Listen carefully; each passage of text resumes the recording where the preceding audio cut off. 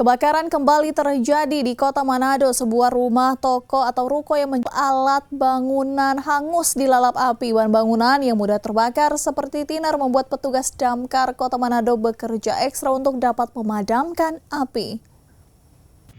Sebuah rumah toko di Kelurahan Calaca, Kecamatan Wenang, Kota Manado hangus dilalap api. Api diduga berasal dari lantai 2 toko yang menjual alat dan bahan bangunan tersebut.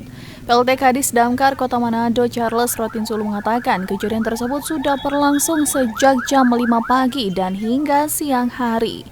Bahan bangunan yang mudah terbakar seperti tinar menyulitkan petugas Damkar Manado untuk memadamkan api. Ini sedang dalam proses pemadaman.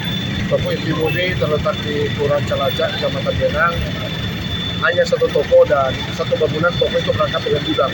Yang tidak salah ditaksir itu satu pemilik. Jadi bersyukur tidak merembes.